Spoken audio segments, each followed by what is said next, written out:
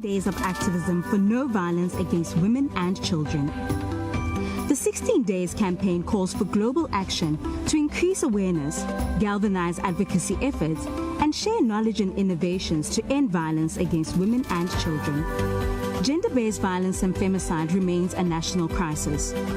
Parliament continues to prioritize significant legislation to address not just gender-based violence and femicide, but the wider challenges women and children face with regards to safety and security, poverty, and access to economic opportunities.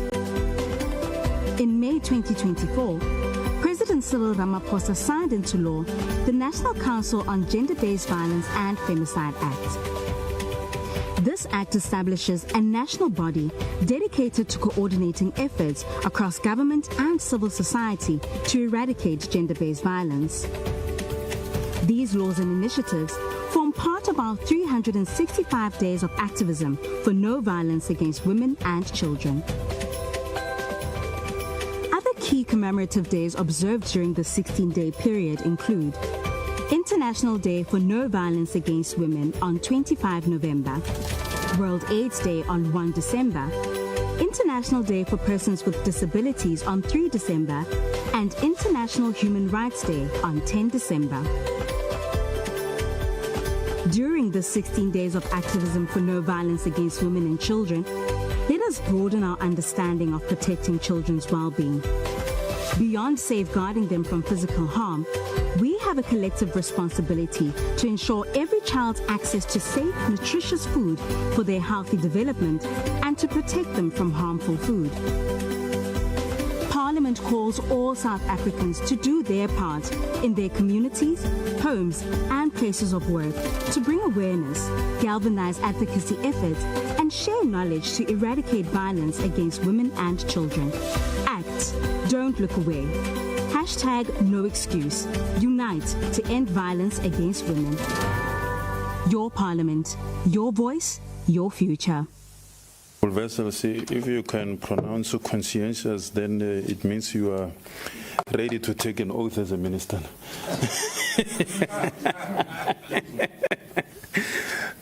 No, thank you very much to the Honourable Chairpersons. I think this is really our voices in Parliament. The drum calls the people of Parliament, through whom we govern together. And the sun is our country, healing our past, improving our lives, and energizing our potential. Together, our constitution, our people, our parliament, and our country are building our great South African nation. Parliament TV, channel 408 on DSTV. That was the media briefing of Finance Cluster Chairpersons. It is still ongoing and you can follow it or watch it live on all parliamentary social media platforms at Parliament of RSA. Good afternoon and welcome to Parliament TV. I am Tebinkosi Ngoma. Today we are having this special broadcast to commemorate the start of the 16 Days of Activism Against Gender-Based Violence, an annual international civil society-led campaign. It commences on 25 November, the International Day for the Elimination of Violence Against Women, and ends on 10 December, the International Human Rights Day, highlighting that violence against women is the most pervasive breach of human rights worldwide.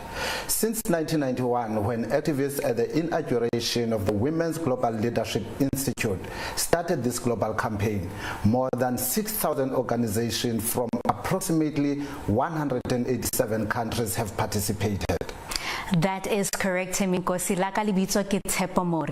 Now, this campaign holds much significance as gender-based violence and femicide in South Africa has been described by the President, Cyril Ramaphosa, as a pandemic that is crippling our country. Now, in our program today, our guests will be shedding light on the current state of gender-based violence and femicide in our country and discussing the critical role that legislation, policies, and community-driven efforts play in addressing and preventing violence. Notably, we'll be speaking to the HSRC to hear about the first South African National Gender-Based Violence Study of 2022. And on 12 November, the National Assembly debated the 16 Days of Activism for No Violence Against Women and Children under the theme Marking 30 Years of Democratic Rights for Women and Fostering National Unity to End Gender-Based Violence. Here is a look at some of the remarks by the Minister of Women, Youth and Persons with Disabilities during the debate.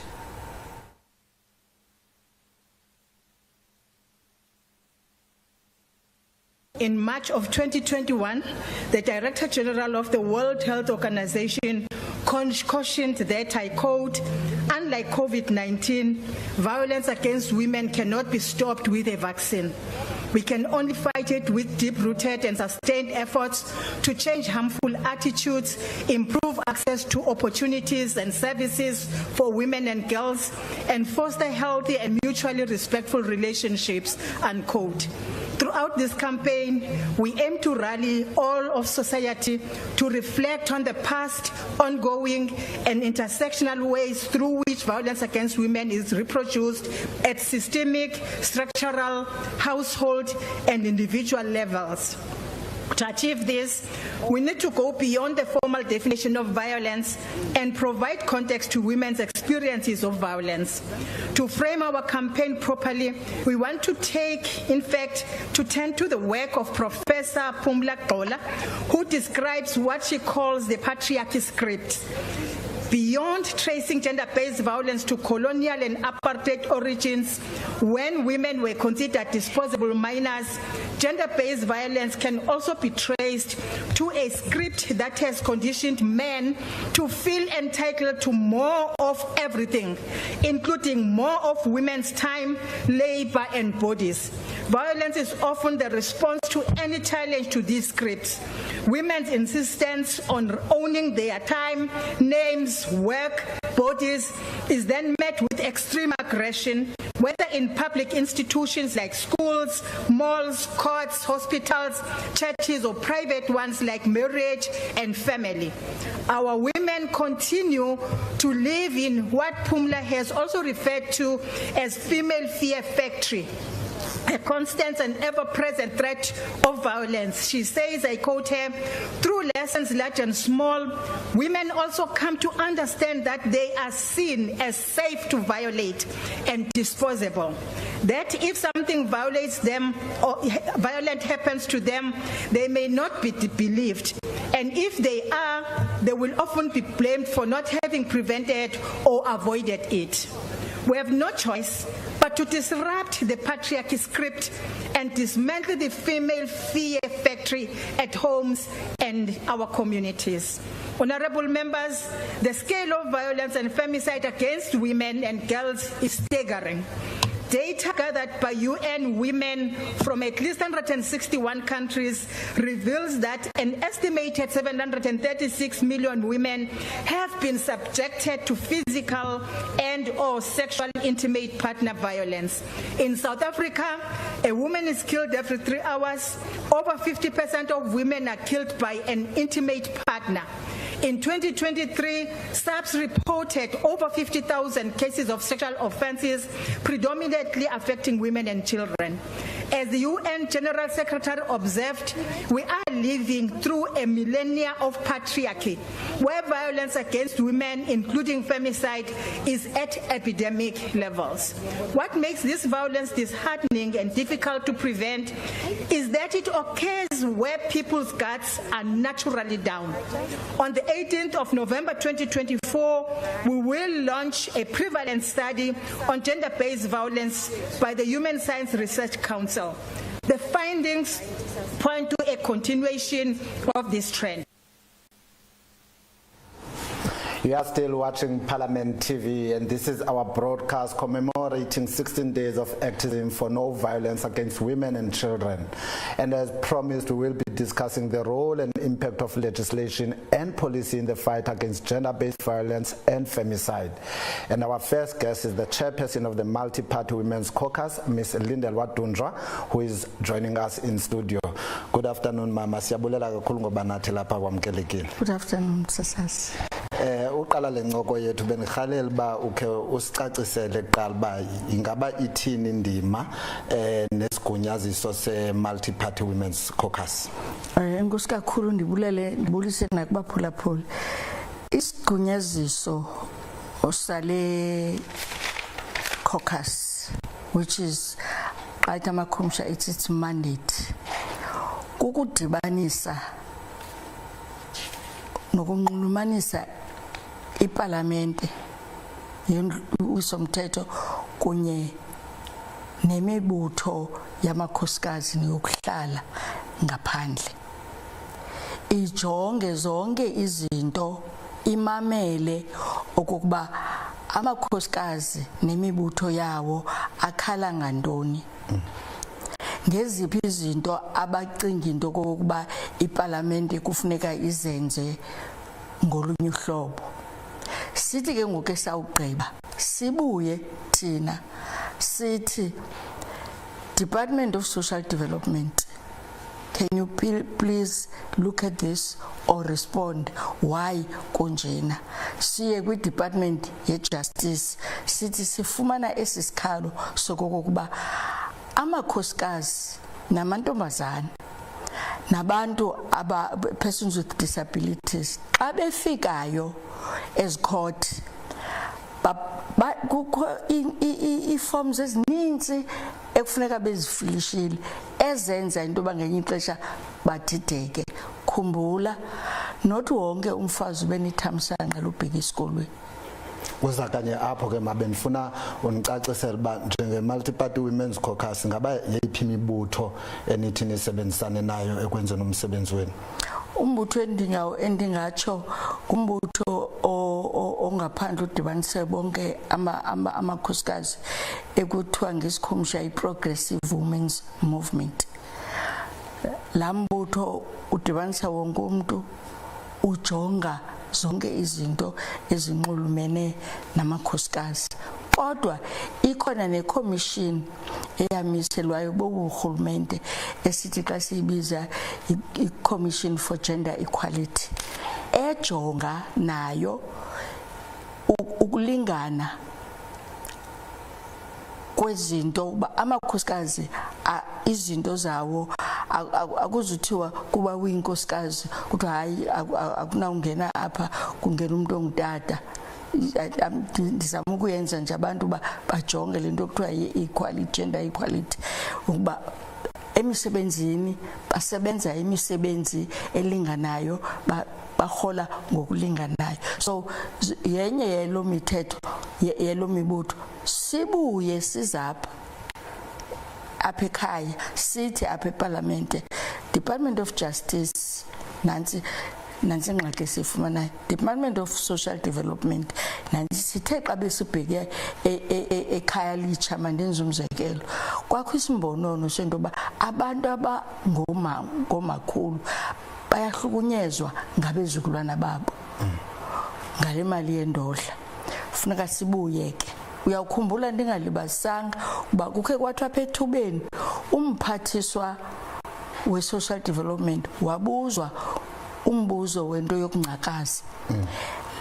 Ewe laa nto yokungcakaza ayifoli phantsi kwakhe, kodwa sithe xa simamela, ndithe xa ndimamela mna mntu benikwe uxanduva ndifumanisa ukuba ewe, as much as it doesn't fall under social development, ayo mandate into ye gambling, kodwa ukukhathazeka komuntu obuze la mbuzo into ba la mama unikwa imali ngu-social development akayisebenziseli le nto ayinikela yona, uyisa ekungcakazeni. Khumbula ke ukuba kungcakaza into ekhohlakele kakhulu, and abantu abaninzi phaya ekungcakazeni ngabantu abangomama abade abanye balale phaya. So thina ke ngoku kufuneka sibuye sithi masidibanise masibe khona province, maybe province by province nenza umzekelo okanye isithili ngesithili sibiza abantu bokuhlala kuba ukungcakaza ayingo bantu abangomama kuphela kodwa sisininzi sizama ukubacacisela ngobungozi bokungcakaza. So we work together with all other organizations and departments that are to ensure that women are empowered in understanding the dangers of some of these things. An example is gambling.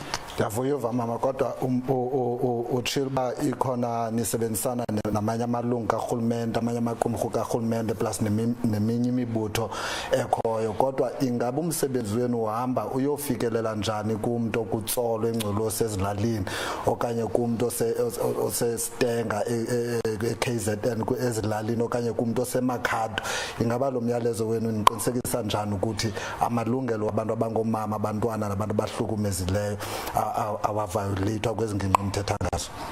Inkosi kakhulu ngalombuso. Khumbula into ba sinomasipala sine legislature.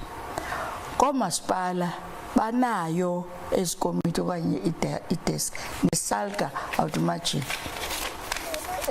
multi-party women's caucus abanelungelo responsibility mandate yabo into baphume baye phaya ezingingqini bayokumamela phaya ezilalini into kokuba abantu abakhulu abantu abangomama persons living with disability kuqhubeka ntoni.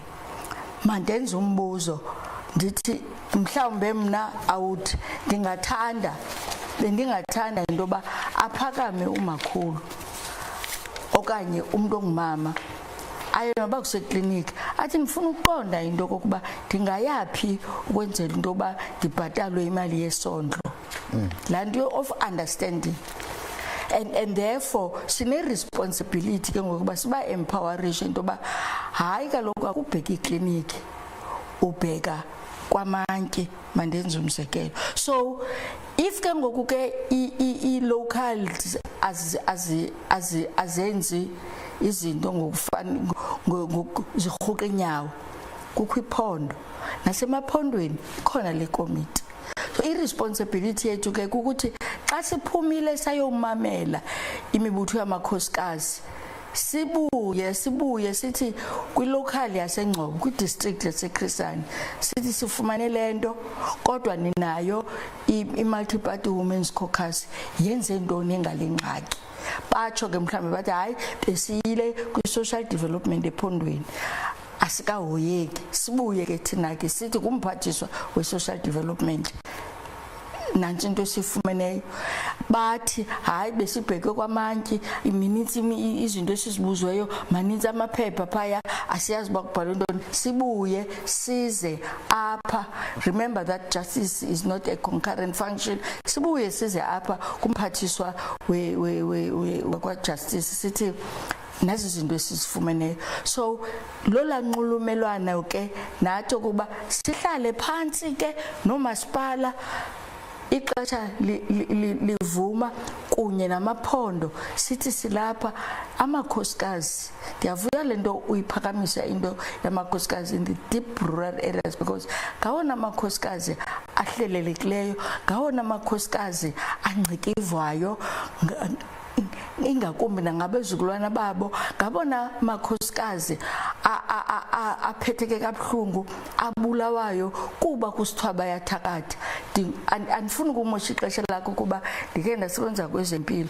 Xa usewukhulile iba khona laa nto uba ulibale uhambe ungazazi noba ngubani igama lakho uthi ubona izinto ezingabonwayo ngabantu. Asinto kokuba uyathakatha into kokuba ngoku ingqondo yakho ifikelela kula kwesa stage sento ba noko ngoku sineqanduva ke lokuba siyokuba fundisa abantu bakuthi ayikho lonto. Ndiyavuya mama uthetha ngoluphazamiseko lukhe libe khona silibone ebantwini abadala sive nezitsholo ababekwazona xa befikelele kwinqanaba loba babe noluphazamiseko uthetha ngalo which is dementia. Yenye yezinto leyo eniqinisekileyo ba abantu phangaphandle bayalikhalela uncedo lusuka apha kuNdlunkulu. Ndifuna ucacise kahle especially xa fikelela kule ndaba yeyiphi indlela okanye ucimba yeyiphi indlela enothi nincedisane ngayo nomphakathi nokuhlala ukuze bakwazi abantu bangafikelela kwinqanaba loba bayazi uba kukhona isigulo esinje sabantu abadala. Kufuneka sidibane sisebenzisane nehlelo lezempilo.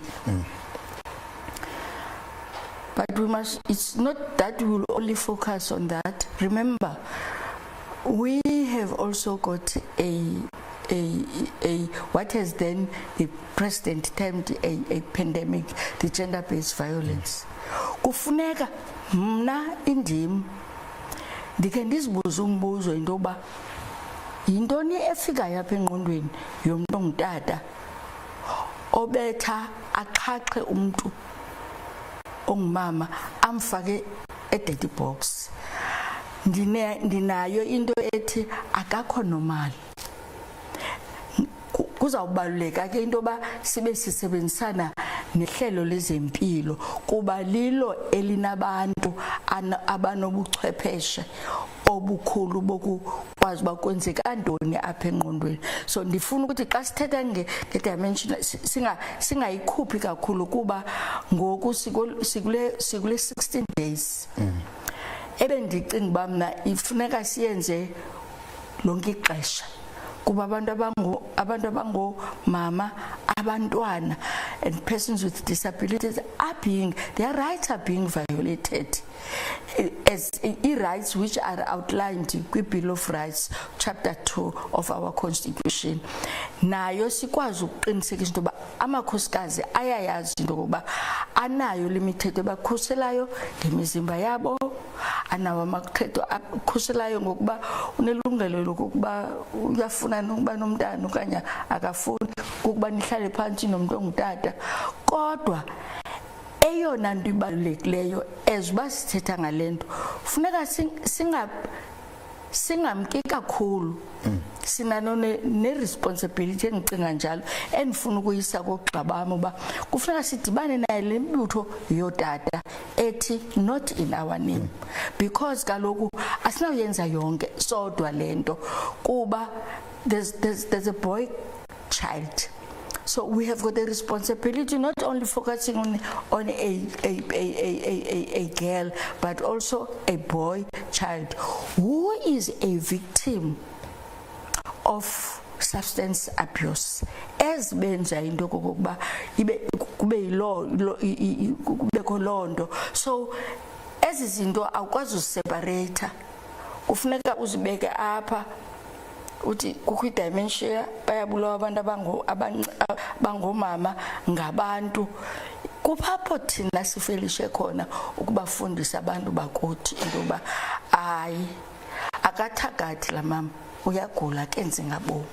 Ikomiti ewe isentsha ndiyayivuma lonto leyo kuba isando dityaniswa, kodwa ingaba kuhlelo lenu zeziphi ezinye zezinto enijonge uqale nijonge kuzo kuqala njengomsebenzi wenu wekomiti kuba ikomiti ineminyaka emihlanu yonke. So zeziphi izinto enijonge ukuba nizoziqala, like on your priority list, what is on top of your priority list in terms of tackling issues that affect women, children and persons with disabilities? I will go to the committee as the chair and say, as we will then in these 5 years, we must every year we are to be focused so that we are not all over. Identify either 2 areas, but not neglecting the area of gender-based violence and femicide, because it's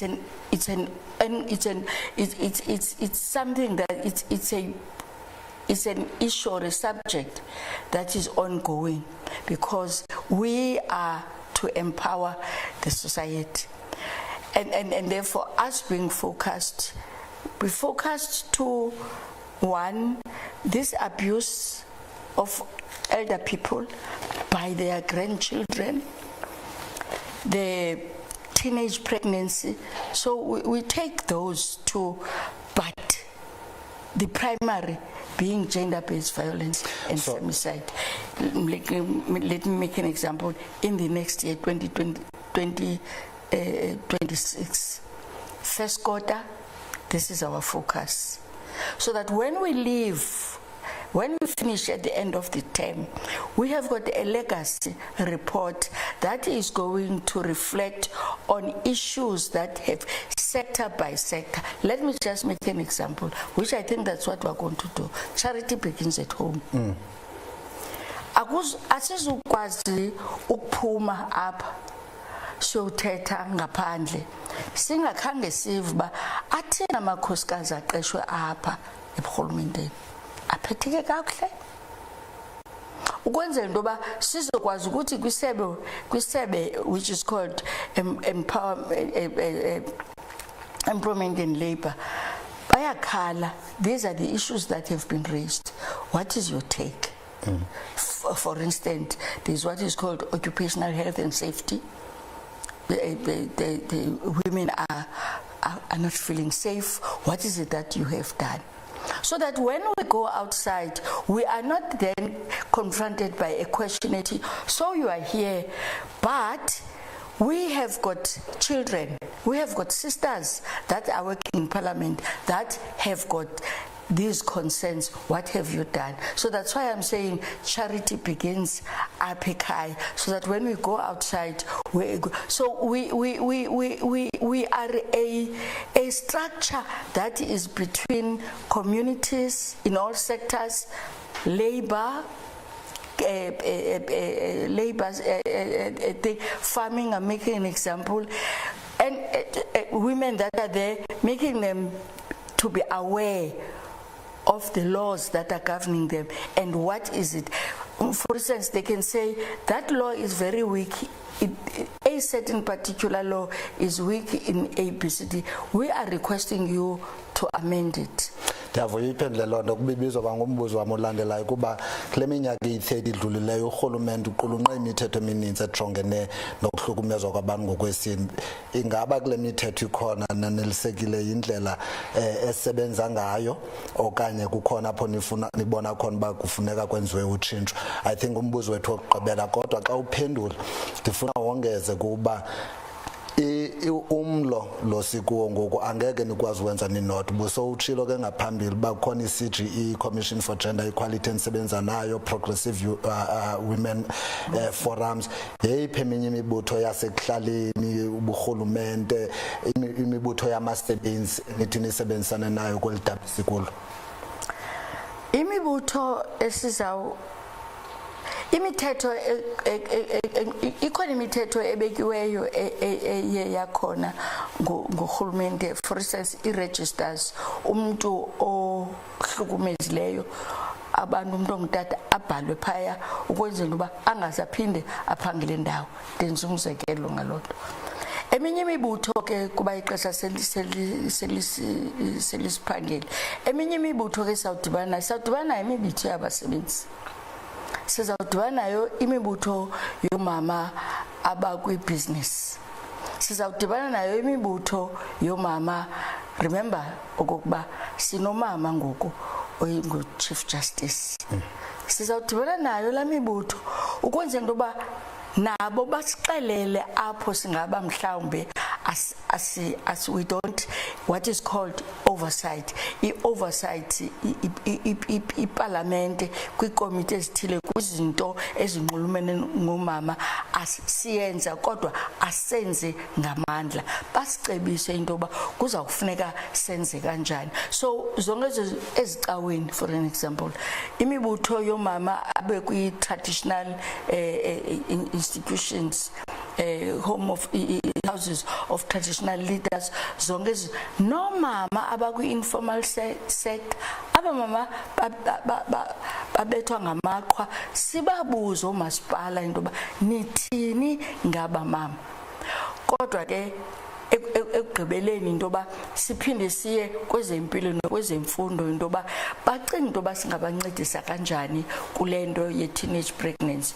Kodwa ekuphela xa ndigqibezela, ayonto karhulumente qha, yile nto kuthiwa all these challenges are societal matters, and therefore abahlali naye wonke umntu. Yiyo loo nto bendithe sizawudibana nabatata abathi not in our name. Enkosi kakhulu, sibulela ngotuthatha lithuba uthetha nathi. Enkosi kakhulu. Well, that was the chairperson of the Multi-Party Women's Caucus, uMama Lindelwa Dunja. briefly explaining to us the role and the mandate of the Multi-Party Women's Caucus, and also outlining some of their key priorities for the year ahead, and also explaining some of, informing us of some of the stakeholders that they are working with, including the Commission for Gender Equality, the Human Rights Commission, Women's Organization, as well as Men's Organization. For now, please stay tuned.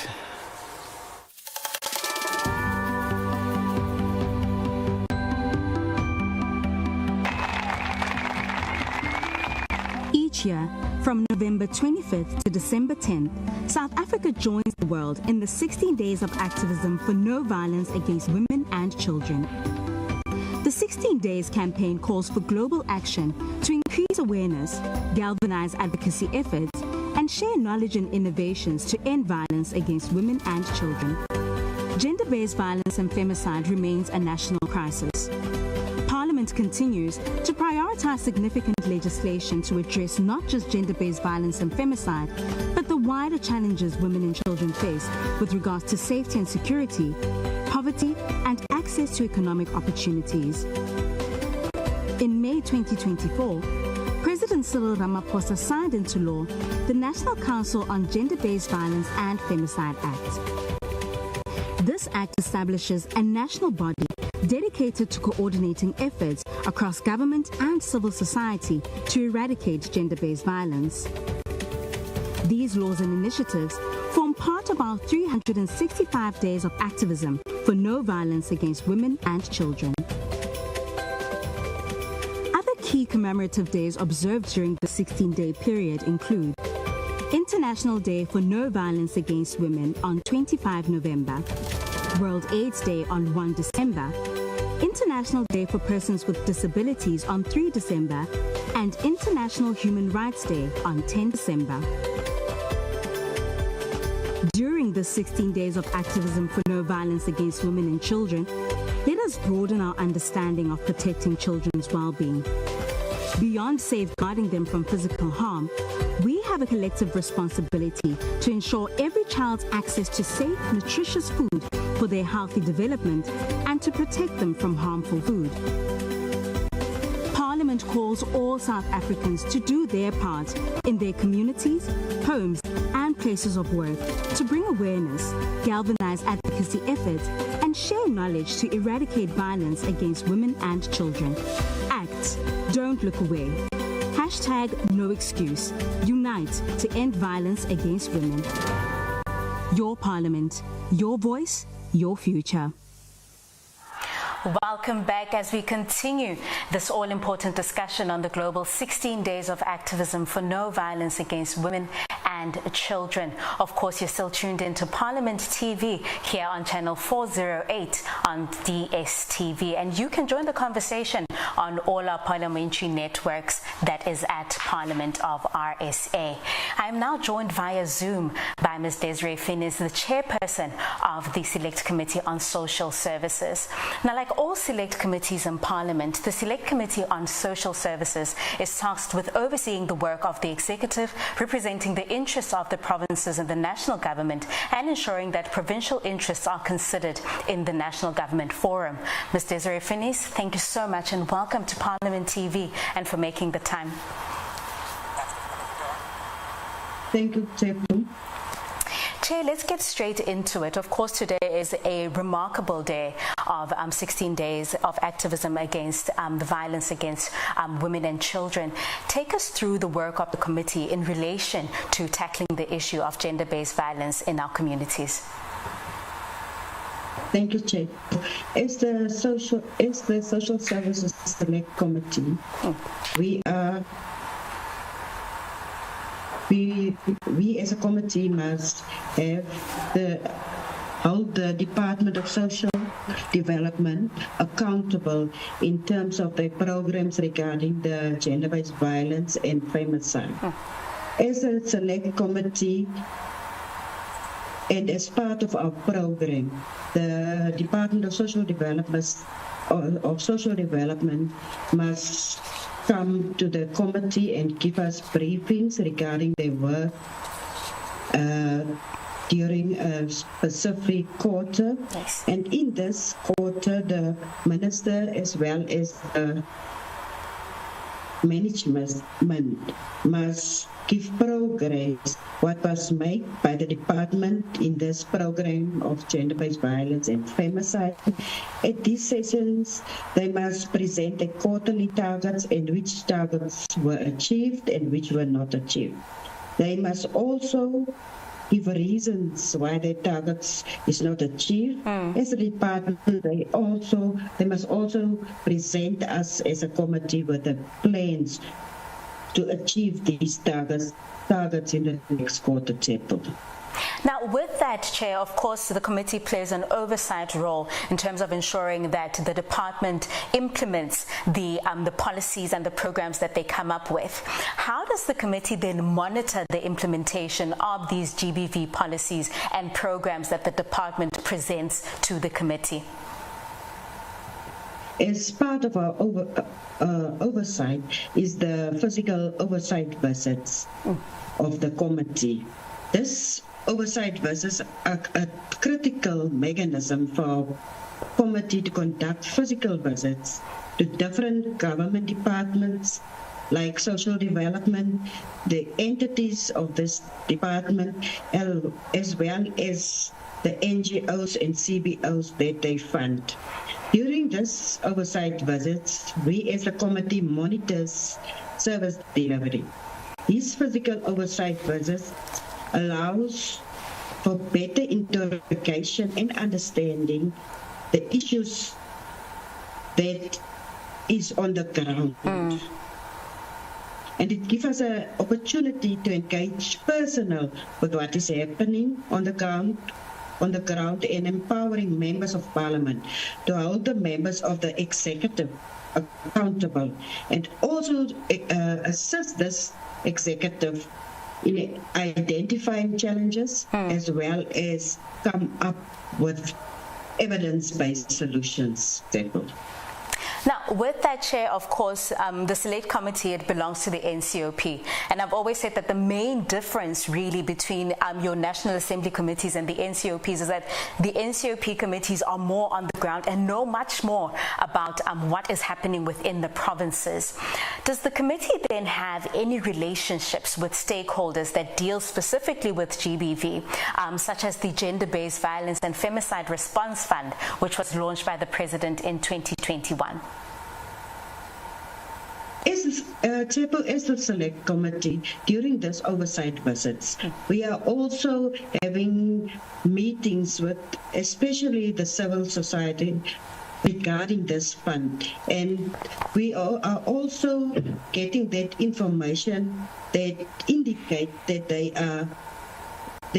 have access to this fund, and as well as if they have help regarding applying for this fund, and also the help from the department to access this fund as a committee.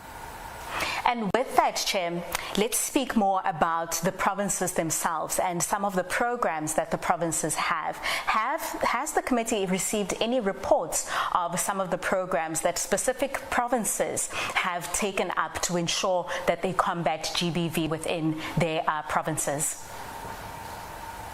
Yes, Tsepo, especially with the establishment of this Kusaleke one-stop centers. The issue with these centers, it is just in 4 provinces.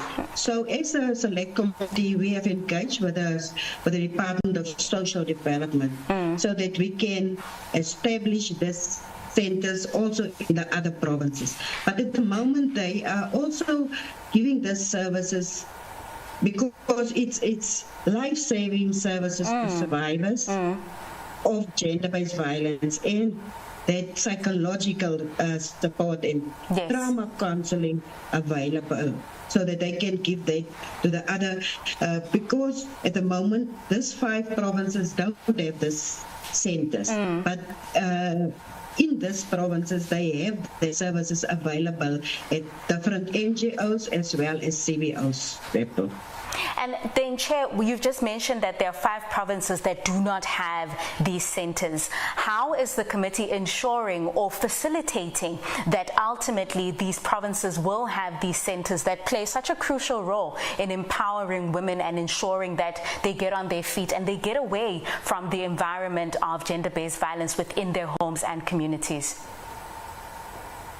Sepa at the moment, they have plans and they have collaborated with the Department of Public Works, especially with the buildings that are available from the Department of Public Works. Public Works have also set aside a fund to renovate these buildings. So as a select committee, we are going to monitor this progress that is going to be done to establish these centres in the other 5 provinces. And Chair, any final words of encouragement to victims and survivors of gender-based violence and femicide? From my side, I just want to say, you as survivors, as well as victims, you must stay strong, because it's not about yourself, but it's also about your children, as well as the family that surrounds you, as well as the community in a whole. So as a survivor, speak out about your experiences so that others can have that feeling and also understand this pandemic that is also around, that is surrounding us in the different communities. Thank you, Tseto. Thank you so much, Chair. And that was Ms. Desiree Finis, the chairperson of the Select Committee on Social Services, sharing valuable insights on the work of the Select Committee and its commitments to combat the issue of gender-based violence and femicide throughout the country. Of course, up next we have Thembi Nkosi, who will be joined by the director of the Sarki Bartman Center for Women and Children to tell us more about the activism and experiences of civil society. Stay tuned. Honorable Speaker, over the past 3 decades, our government has implemented several targeted interventions to combat gender-based violence, including the establishment of Tutuzela care centers, gender-based violence command centers, and key legislative reforms such as Protection from Harassment Act, the Sexual Offences and Related Matters Amendment Act, and the Domestic Violence Act, among others. In addition to these legislative instruments, over the years, we have also introduced policy initiatives such as sexual offences units and sexual offences courts, all aimed to reinforce the fight against sexual crimes. Out of these interventions, we have made some progress, but of course not there yet. Most recently, the President signed into law the National Council on Gender-Based Violence and Femicide Act, a landmark move to provide strategic leadership, enforce accountability, and ensure justice for victims. This reflects our ongoing emphasis on prevention, enhanced protection for victims, and ensuring that perpetrators are held accountable. Thank you for staying tuned. Civil society plays a crucial role in the fight against gender-based violence and femicide by providing essential support to survivors and holding both the government and institutions accountable. Organizations like the Sarti Bartman Center offer vital services such as shelter, legal aid, counseling, and skills training, ensuring that survivors not only find safety but also the resources to build their lives. These efforts are integral in creating a society where survivors are protected, supported, and empowered to heal. We are honored to be joined now by the director of the Sarti Bartman Center for Women and Children, Advocate Benedine Bacha, with us today via Zoom to discuss the center's critical work, its challenges, and the impact it has made in the fight against gender-based violence. Good afternoon, Dr. Bacha, and welcome to Parliament TV. Good afternoon, Dr. Bacha. Thank you for having me. Thank you, Doc. Just to kick off. Good afternoon. Good afternoon, Advocate Bacha. Just to kickstart this conversation, could you please provide an overview of the work of the Search Department Center and explain how it offers support to survivors of gender-based violence and femicide, as well as children who have been affected by abuse? Right, so the Cape, which essentially means we offer 14 different programs that speak to support of GBV survivors and their children, as well as prevention work that we do in respect of GBV. Those programs run from our shelter, which most people are aware of, to second stage housing, our substance abuse program, our legal assistance program, our children in the community protection.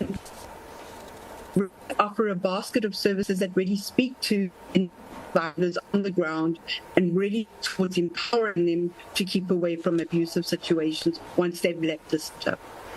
And Advocate, how would you then describe the current collaboration between civil society, government, and the private sector in addressing the ongoing issue of gender-based violence? Are there any particular strengths or challenges in these partnerships? I think that we're beginning to realize that we can't work in silos and that essentially we have to stand together to really eradicate gender-based violence. And that realization is trickling down slowly. But if we have a look at the many laws that we've put into place very recently when it comes to gender-based violence, I'm not convinced that we're seeing a real change on the ground. One thing I can say is that the Gender-Based Violence and Femicide Response Fund is really doing the work of bringing everybody into the room and making sure that the private sector, CBOs and government are working to eradicate gender-based violence. I see Tarani is going to be speaking to everybody a little bit later, but the collaboration that is happening between CBOs with the Response Fund is something that we really should be working towards rolling out across the board in our community. And Advocate, if you can just indicate which areas of legislation do you think needs to be strengthened in order to deal with issues of gender-based violence? Well, if we have a look at the Domestic Violence Amendment Act, which was very recently passed, there's still parts of that act that haven't been implemented. And it all comes down to implementation within that act. The act itself, the provisions of the act are excellent and justice so much more accessible to domestic violence survivors, but implementation has been a problem. I understand that a lot of that has to do with budgetary constraints. I think going forward, we should be looking at ring fencing our budget for our legislation so that we don't have these long periods of time between passing of our legislation and actually implementing provisions. Now let's look at some of the trends that you observed in the challenges which are faced by survivors of gender-based violence. How is Search Department adapting its services to meet these evolving needs? Well, I would say one of the biggest challenges that are facing women in South African society across the board at the moment is lack of economic empowerment. We're seeing rising rates of unemployment, not only for women and men, but the gap between women being employed and men being employed is ever widening. And that's one of the things I think we're going forward as government departments, as CBOs, private sector.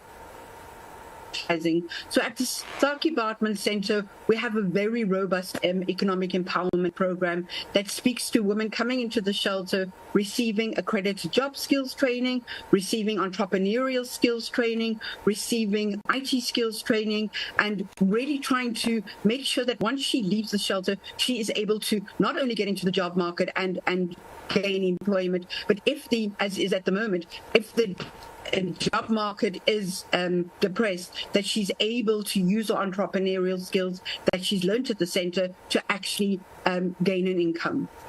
And Advocate, do you have some success stories that you would like to share with our viewers, wherein we had a survivor that was based in the center, but we were able to assist that survivor in order to be able to sustain herself?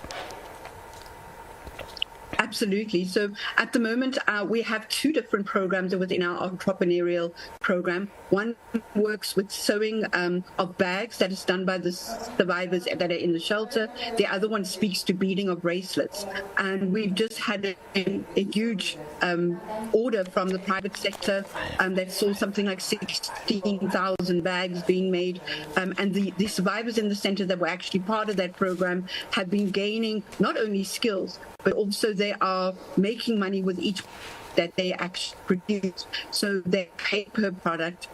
Over the last couple of months, they're making very good money that they're able to put aside so that when they leave the shelter, they're able to get housing, that they're able to put food on the table, and they're not really constrained by basic considerations of survival once they leave the shelter. And Advocate Bacha, the center is doing such a wonderful work, but what steps can South Africans take to support and strengthen community-based interventions in the fight against gender-based violence and femicide? And how can individuals like myself and communities become more actively engaged in this critical effort?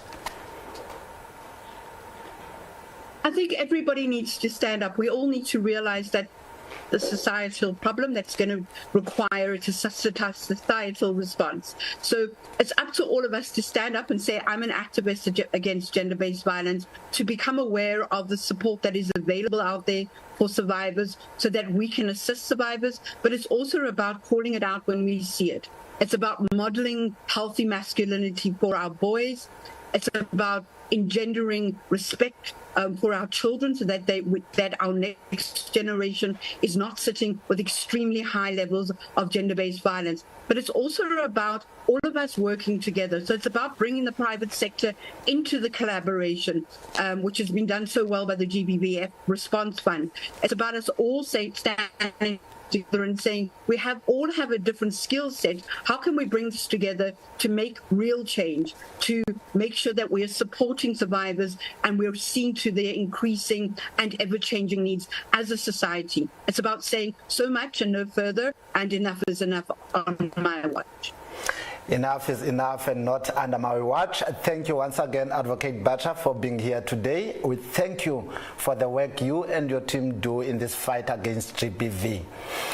Political parties in the National Assembly recently debated the 16 days of activism for no violence against women and children under the theme marking 30 years of democratic rights for women and fostering national unity to end gender-based violence. Here are some of the remarks made in the debate. To properly begin to combat GBV, we need to understand the complex and multidimensional nature of gender-based violence in South Africa. We need to honestly explore the causes and manifestations of this violence, the impact it has on individuals and society, and most importantly, the cultural enablers that perpetuate it. By understanding these underpinnings, we can better navigate the path towards meaningful change and work together to create a society where gender-based violence is not only not tolerated, but actively eradicated. GBV refers to violence that is directed against individuals based on their gender. While men can be, and often are, also victims of GBV, women, girls, and gender minorities are disproportionately affected. GBV includes physical, sexual, psychological, and economic abuse, and it often manifests in intimate partner violence, domestic violence, rape, sexual harassment, and even harmful traditional practices. In South Africa, the statistics surrounding GBV are alarming. The country has one of the highest rates of rape and domestic violence in the world. According to South African police crime statistics, 4 women are raped every hour in our country. Let's take a moment to think about that. By the time this debate is finished, 8 more women will have suffered from this horrific crime. While we are sitting here debating, multiple women out there are currently becoming victims of GBV and rape as we speak. That is both terrifying and totally unacceptable. In the 2023-2024 second quarter crime stats, the police recorded 10,516 rapes. as well as 1,514 cases of attempted murder and 14,400 assaults against female victims in a 3-month period. As we know, this is not the full picture, as many such cases are not reported. The consequences of GBV are profound. Survivors face physical, emotional, and psychological trauma that can persist for years. Families and communities are fractured, and the broader societal impact is significant. GBV contributes to a cycle of poverty, economic instability, and social inequality, while also perpetuating gender discrimination and reinforcing of harmful stereotypes. One of the most difficult aspects of addressing GBV in South Africa is the cultural framework that often condones or enables this violence. Such cultural enablers are deeply embedded in societal norms, practices, and beliefs, making them difficult to challenge. They form a part of the social fabric, shaping how we view gender roles, power dynamics, and what constitutes acceptable behavior. Patriarchy and power dynamics play a significant role in the perpetuation of GBV in this country. Patriarchy is a system of societal organization in which men hold primary power, dominate in roles of leadership, and control the economic and political systems. In South Africa, patriarchy is a pervasive force that has shaped not only social structures, but also individual attitudes and behavior. In many South African communities, the patriarchal mindset is so ingrained that it influences the way men and women are expected to behave. Men are often viewed as the head of the household, the providers and the ultimate authority, while women are expected to take on subservient roles, focusing on caregiving and domestic responsibilities. This entrenched power imbalance allows for the normalization of violence against women, especially with intimate relationships. Men are often socialized to view women as property or objects to be controlled. This mindset can lead to violent expressions of power, such as domestic abuse, sexual assault, and femicide. Violence becomes a tool to assert dominance and punish perceived disobedience and reinforce control. In some marginalized communities, individuals, but especially men, may see violence as a way to resolve conflict or assert authority. Children growing up in homes where violence is common internalize these behaviors, learning that violence is an acceptable way of coping with frustration, anger, or jealousy. This creates a generational cycle of abuse where the children of abusive parents become abusers themselves. You are still watching Parliament TV here on DSTV channel 408 and all social media networks at Parliament of RSA. The Gender-Based Violence and Femicide Response Fund was launched by President Cyril Ramaphosa in February of 2021 to tackle the scourge of GBVF in South Africa. I'm now joined via Zoom by the Programs Manager at the GBVF Response Fund, Dr. Tikhani Manganyi. Good afternoon, Dr. Manganyi. Thank you so much for joining us and for your patience. Good afternoon to you and good afternoon to the viewers. Doc, let's get straight into it. What is the mandate and the role of the GBVF Response Fund?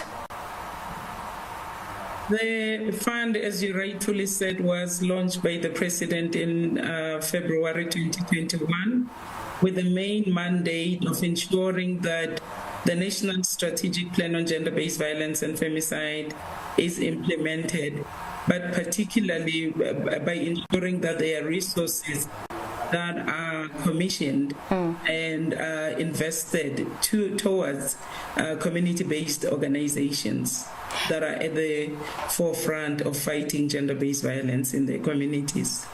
Now, of course, you just mentioned resources. How does then the fund ensure that these resources and the funding reaches grassroots initiatives that directly address the prevention of violence and provide for the essential care for survivors?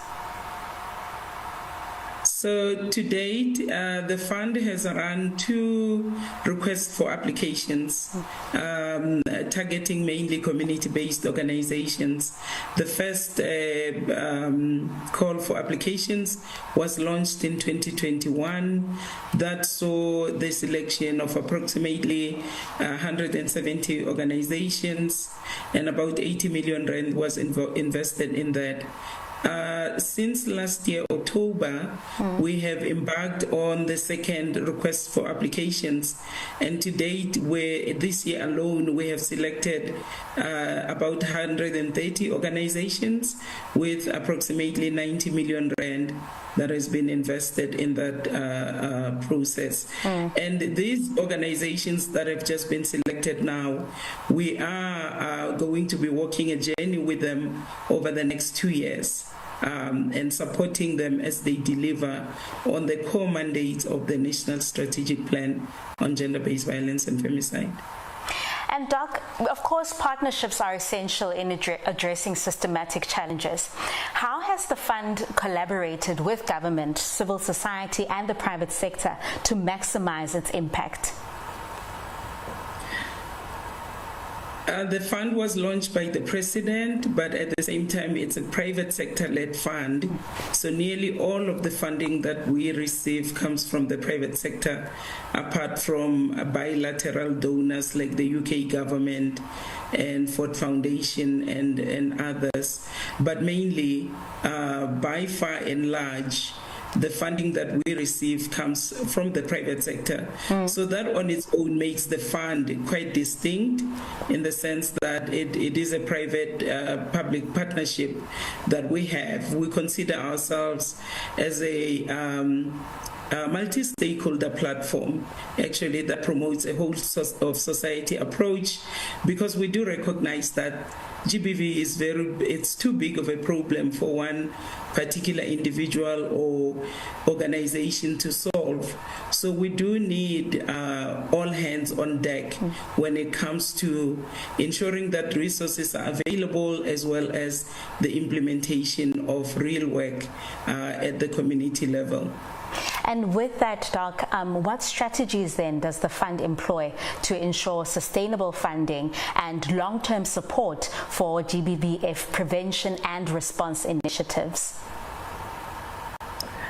So it is worth noting that the fund was initially launched as an interim initiative. However, I think our board recognizes that we are too far from resolving this issue, this great societal problem. And so the fund continues and remains backed very strongly by its donors, the private sector. So the private sector partners and the donors, the other donors like the UK government or the Ford Foundation, for example, have actually prioritized and have seen the need for the fund to continue in resolving this societal problem. And that is also evidenced by the buy-in that we've had from the private sector recently, because we have launched and championed an initiative that seeks to address gender-based violence and harassment in the workplace. And we've seen multiple CEOs and executives of corporates standing up to support this cause. And as a matter of fact, today on SABC, on SuperSport and DSTV, we're having a campaign that's going out above the line, where we have different executives and CEOs who are also sharing messages of support, and messages of support, and also affirming the importance of this societal of addressing this societal problem. Now, lastly, Doc, how can businesses, communities, and individuals contribute to strengthening the GBVF Response Fund and the efforts to create a safer environment for women and children throughout our communities? Firstly, it is important to recognize that women, children, and vulnerable groups in our country are not safe anywhere. They're not safe in their homes, they're not safe in public spaces, they're not safe in the workplace. And we know that there's research that tells us that. So I think it's important to recognize that this problem that we are dealing with doesn't have a face, doesn't have a social class or a social status. It affects everyone, anyone, and everywhere. So it's important to be mindful and to be cognizant of the fact that in a particular space, because ultimately what we are dealing with here are actually societal norms that are deeply entrenched, that have been passed down from one generation to the other. And these societal norms are the ones that are shaping our attitudes and behavior around gender-based violence. So we know we live in communities where violence is normalized. So it is important for everyone to come to that knowledge, and that awareness still needs to be raised, and for them to recognize that GBV takes many forms and many shapes. It could be emotional, it could be physical, it could be sexual, as you have been discussing with the earlier speakers. So for people to recognize that, I guess no one is exempt, and that we all have a role to play. And that's why even when you look at the National Strategic Plan on itself, which is our guiding compass, really, it promotes a whole of society approach to ensure that everyone has got a role to play in society. Our churches have got a role to play. Our traditional leaders have got a role to play. Parents have got a role to play. Children themselves, as they interact with one another, they've got a role to play. Men, women, we all have a role to play in the way that children are raised in their homes. It's very important to ensure that the equality is promoted for both girl children and boy children, and that no other child should look down upon another child and even think of going to the extent of inflicting harm on another person or another child. Thank you so much, Dr. Manganyi, for making the time. Thank you very much. And that was Dr. Tikhani Manganyi, who is the Programs Manager at the GBVF Response Fund. Stay tuned, you're watching Parliament TV. Honorable Speaker, over the past 3 decades, our government has implemented several targeted interventions to combat gender-based violence, including the establishment of Tutuzela care centers, gender-based violence command centers, and key legislative reforms such as Protection from Harassment Act, the Sexual Offences and Related Matters Amendment Act, and the Domestic Violence Act, among others. In addition to these legislative instruments, over the years, we have also introduced policy initiatives such as sexual offences units and sexual offences courts, all aimed to reinforce the fight against sexual crimes. Out of these interventions, we have made some progress, but of course not there yet. Most recently, the President signed into law the National Council on Gender-Based Violence and Femicide Act, a landmark move to provide strategic leadership, enforce accountability, and ensure justice for victims. This reflects our ongoing emphasis on prevention, enhanced protection for victims, and ensuring that perpetrators are held accountable. You are still watching Parliament TV on Monday, 18 November. The Human Sciences Research Council released and handed over the first South African National Gender-Based Violence Study 2022 to the Minister of Women, Youth and People Living with Disabilities, Ms. Sindisiwe Chikunga. This pivotal study provides insight into GBV prevalence, risk factors and impacts across South Africa, forming a foundation for the targeted solutions. We are pleased to welcome Dr. Mpumi Zungu, Acting Divisional Executive and Research Director in the Public Health, Societies and Belonging Research Division of the Human Sciences Research Council. Dr. Zungu, welcome to Parliament TV and good afternoon. Good afternoon to you and good afternoon to your viewers. Doc, thank you very much. We're just looking at unpacking the study that you have conducted. First, tell us, how did this study come about? The study was commissioned by the presidency, and it was really in response to the call that had to do with lack of data in the country. During the 2018 March that went to the Union Building, among the demands was that we needed to have data that was updated and current, that could then inform the response, but also inform what needs to be done when it comes to prevention. So from that March, we then moved to the Gender-Based Violence Summit. That was a presidency organized and also hosted. And there again, there was a call for that we need data. From the summit, we then went to draft the strategic plan on GBVF, and it then became one of the deliverables of Pillar 6 that Pillar 6 had to deliver. So here we are, we've been able to conduct the study, and we've shared it with the South Africans, and now the report is in the hands of the Department of Women. And Doc, if you can briefly take us through some of the methodologies that you used in conducting the study and whether they were successful and produced the result that you were looking for. Yes, we followed a internationally recognized methodology by the WHO. We ensured that when we approach the gender-based violence sketch, I think there was a recognition that first you have victims, but also you've got perpetrators. So the study was designed to be able to provide you with both sets of data for perpetration, but also for victimization.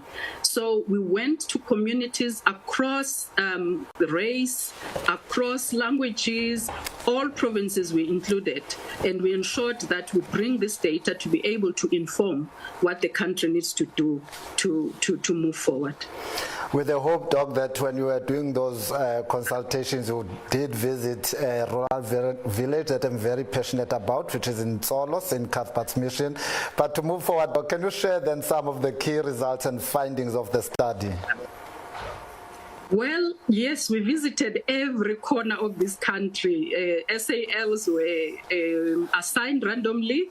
So every corner, we made sure that we're there. We can tell you what's happening in the rural areas. We can tell you what's happening in the urban areas, informal, formal. So data is available, and it's in our report. So going back to what we found, number one, I think the study confirmed what we've always known, that we have a problem of gender-based violence in this country. And if you look at lifetime data that is telling you the prevalence of GBV across a lifetime, that's where you really see that we have an issue of gender-based violence.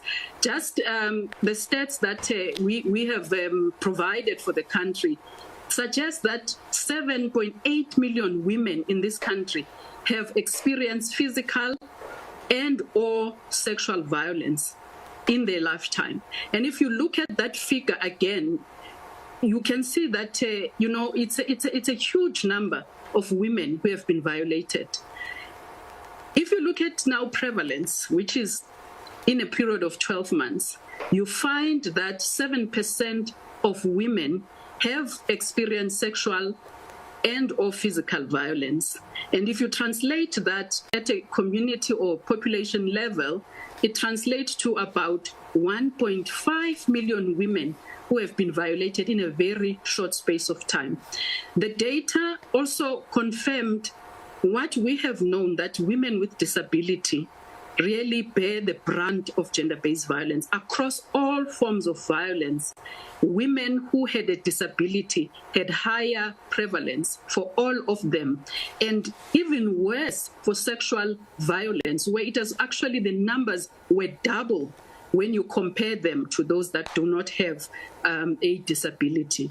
We also confirmed that gender-based violence or violence itself starts very early. So if you look at our data that is looking at physical childhood violence among women and also among men, very, very startling prevalence there, where you see for women it's about 58%, for men about 78% of men as children who are saying were physically violated. And for childhood sexual violence, for men it's about 15% before the age of 18. So that tells you that the violence that is experienced by South Africans start very early when they are young, and it goes all the way until the age of 50.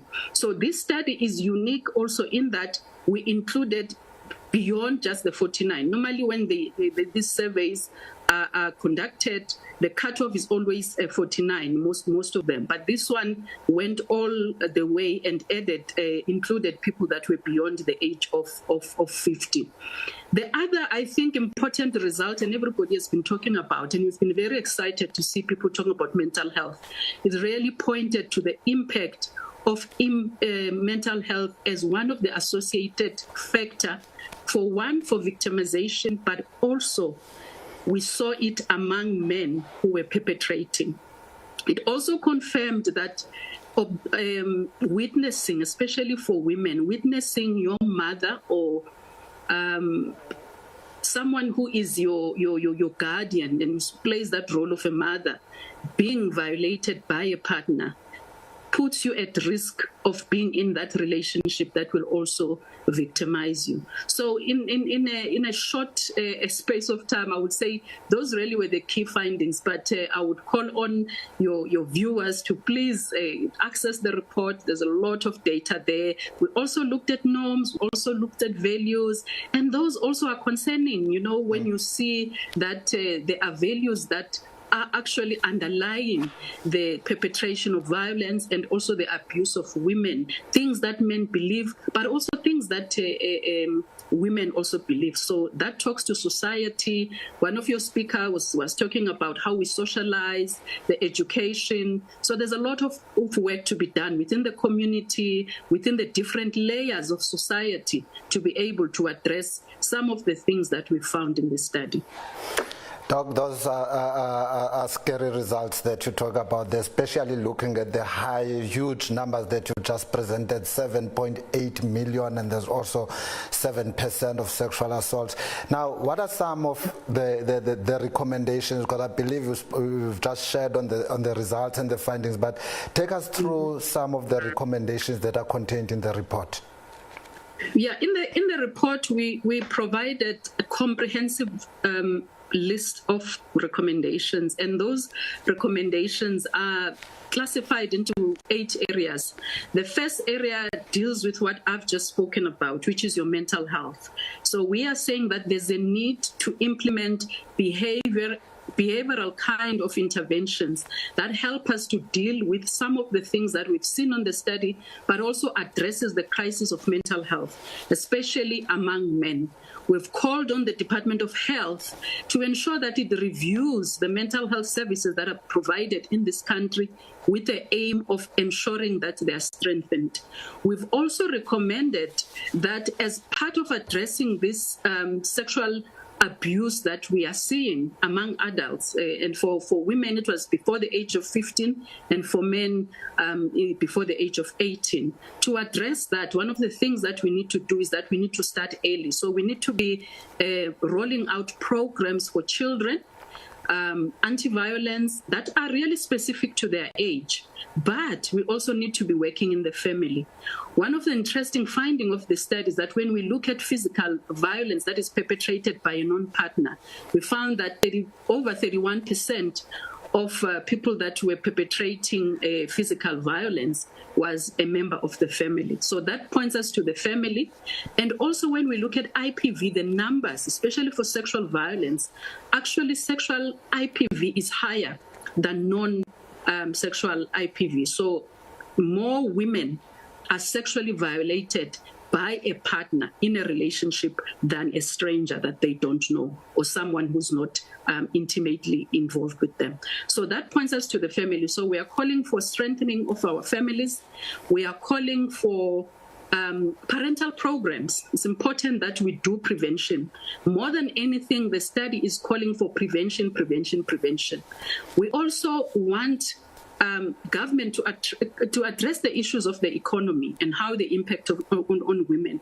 So what we found is that the majority of our participants in this study were either unemployed or were dependent on a grant or someone else. So we need to break this cycle of dependency, because that's what makes it difficult for a woman who is in that kind of a relationship to leave, especially where they're involved with someone who's even preventing them from going out and looking for a job. So those are some of the things that we have said need to be done. But more than anything, when you look at who is mostly affected, it's Black young women. And why are they affected by GBV across all forms of violence?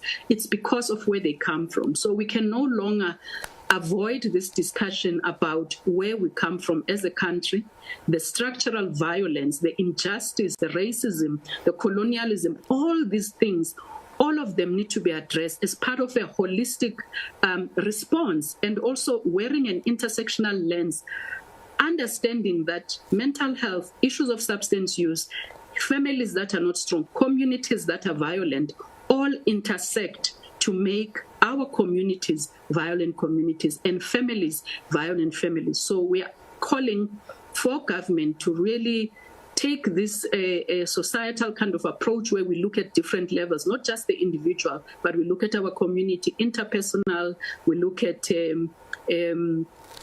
beyond that, society is another area that, but also working and ensuring that the results that we've provided are hanged on top of the work that has been happening with the NSP. As I said, the study itself, is part of what Pillar 6 of the NSP on GBVF needs to deliver. And these results need to be used, one, for prevention. It's important that it informs prevention. So those that are working in this space will be using the data, and we hope that they use it to be able to direct where we should be focusing. For policy, there's a lot that has come out around structural drivers of GBV, the issue around families. All those, we need social policies that address these weaknesses in what we are doing. We need government to use the data to be able to strengthen what they have started and revive, the working together that we have seen with civil society. We wouldn't be here without civil society and the time and resources that they've invested to be able for us to move forward. Private sector, donors, everybody who has been able, even ourselves as the HSRC, without the funding that we have gotten from the Department of Science and Technology and Innovation, from the HSRC itself, UN Women, Gates Foundation, Ford Foundation, the EU delegation, we would not have been able to do what we've managed to do. So I'm calling on everyone who's been part of this drive, and even those that have not been part of the GBV response. As Tirani said, all of us need to come on board. We need to do our part. If we are going to win this a challenge that we are facing, all of us need to start in our little corners and do something to respond to GBV. I wanted to ask you just that as a parting shot, whether if all that you've just said has been taken into consideration and people read the report, go through the results and findings and the recommendation, do you see then this report contributing to the fight against GBV in South Africa? 100%. I am convinced. I am, encouraged by, number one, how the report has garnered support from different sectors. The civil society has called this report a game changer because for the first time we have data. So no one can now tell us that we don't know how many women are being violated in South Africa. We do not know how many women have been violated over a lifetime. We know now where the problems are, and this report is saying to all of us, it's time to act.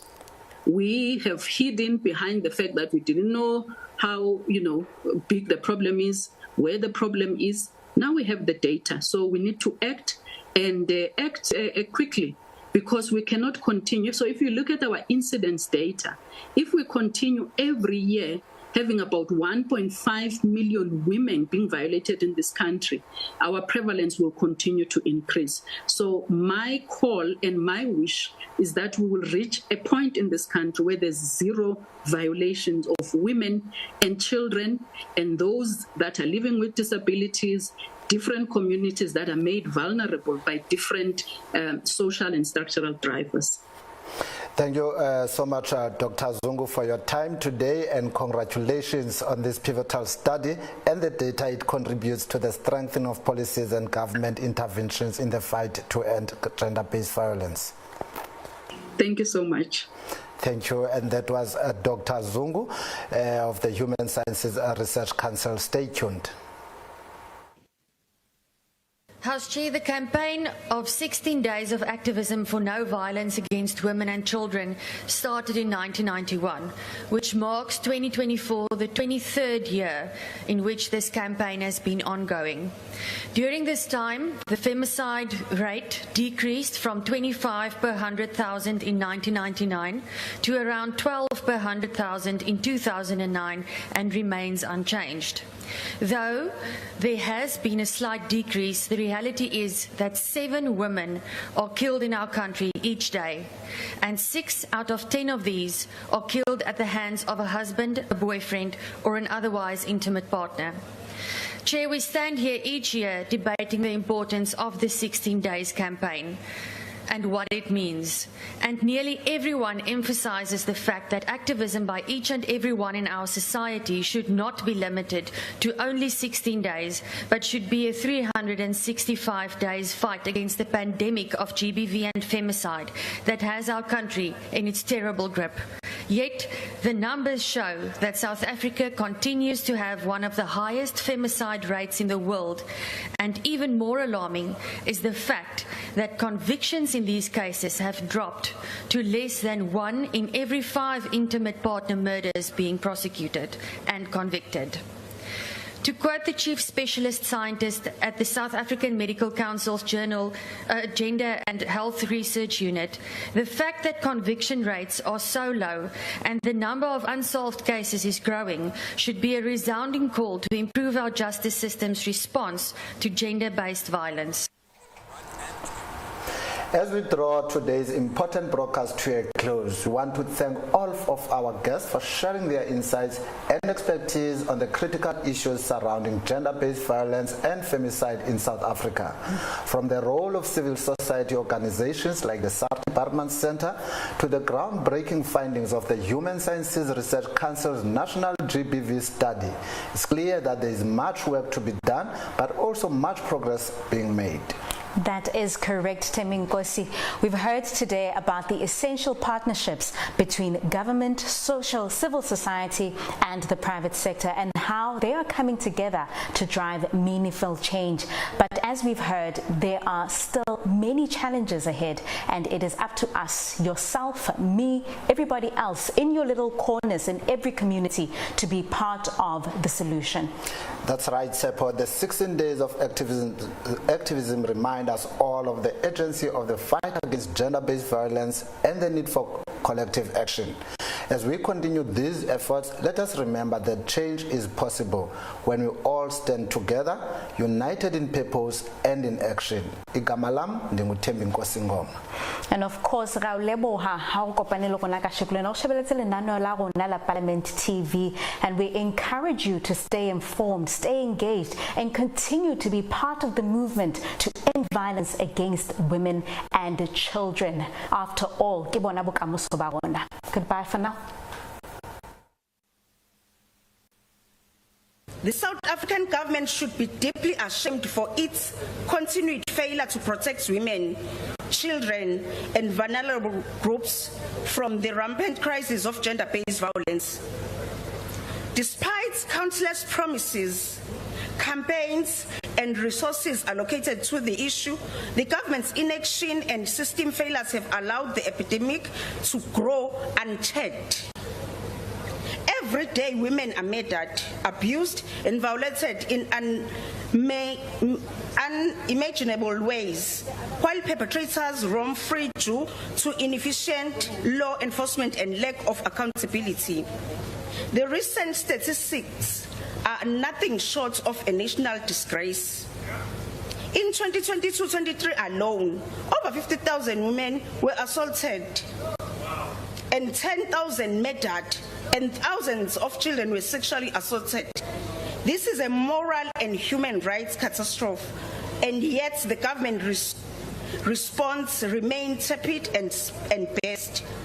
The ruling ANC and the current government of national unity, the DA-led coalition, have not only failed to deliver justice, but have contributed to a culture of impunity for those who commit these heinous acts. Where is the agency? Where is the action that should follow such appalling statistics?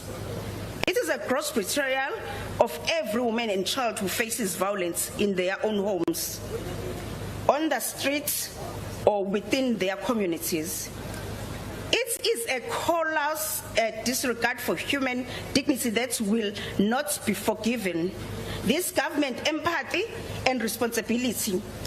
Every moment of inaction, every unaddressed case of violence sends the message that lives of South Africans, women and children do not matter. That is a shame the nation must confront head on. The time for empty promises is over. The government must act decisively or face its legacy as the administration that turned a blind eye to the cries of its most vulnerable citizens. End gender-based violence, protects our women and children and people living with disabilities. I thank you. Bathi ke siyayazi sinayo imithetho besiyipasisile kule ndlu, but izawusinceda ngantoni lo mithetho xa kungekho rhulumente uzimiseleyo ukuimplementa lo mithetho. Siyayazi ngoku ngokwestatistics ukubana ngaba ngaphezulu kwe-53,285 reported cases of sexual assault in this country. We also know that 42,569 of those were rape. But naku kwenzeka, Minister, inyaniso is that wena nohulumente wakho we-GNU are the biggest enablers of violence against women in this country. This is because we were lied to in this parliament many a times that there are GBV cases in police stations. Go to any nearest police station and see if you are going to find a GBV desk anyway. We were lied to and told that FCS has capacity to deal with cases. It does not. One detective is on standby every time after 4 and weekends to deal with no less than 5 police stations, and that is more than 1 million people in population. Yet, the women of our country are not safe. Let's be frank with one another. The reason the women of our country are not safe is because of us, men. We are making life unbearable for many South African women. They live in fear because of us. As men, we cannot stand on the sidelines of this issue. Violence against women is not just a women's issue. It is a societal issue, a human issue, and it is one that demands the attention and action of every single one of us. Statistics paint a painful reality. In South Africa, reports of gender-based violence and femicide are alarmingly high. Women and girls continue to suffer at the hands of partners, strangers, and even family members who are men. We must act. We as men must look at the roles we play in allowing this culture of violence to persist. The 16 days of activism is not just about awareness. It's about change. It has to be about change. It has to be about change of attitudes towards women. And change begins with us. It starts with us calling out harmful behavior, no matter how small it may seem. It starts with us challenging harmful stereotypes, refusing to accept language or jokes that degrade or objectify women. And it starts with us looking inwards, reflecting on our own actions, our own biases, and committing to doing better. We must create a culture where every woman can walk the streets of our country without fear. It starts with us men.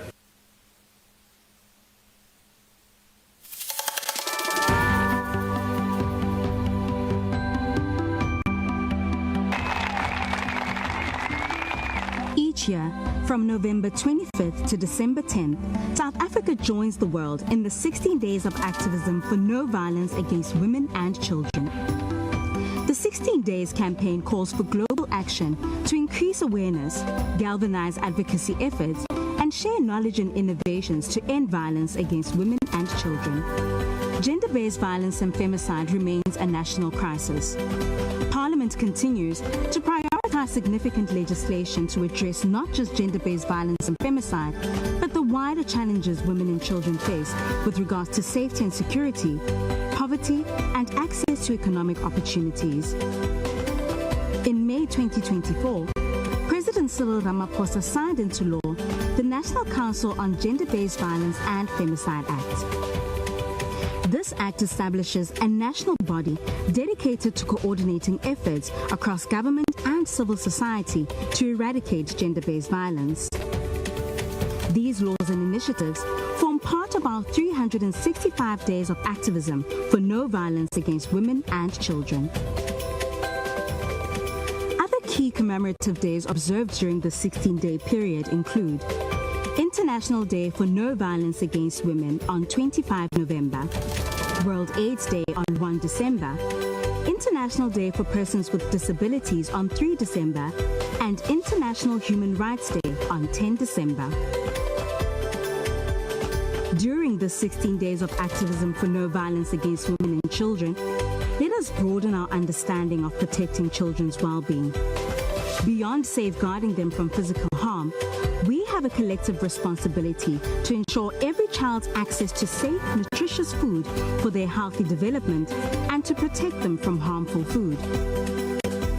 Parliament calls all South Africans to do their part in their communities, homes, and places of work to bring awareness, galvanize advocacy efforts, and share knowledge to eradicate violence against women and children. Act. Don't look away. #No excuse. Unite to end violence against women. Your Parliament. Your voice. Your future.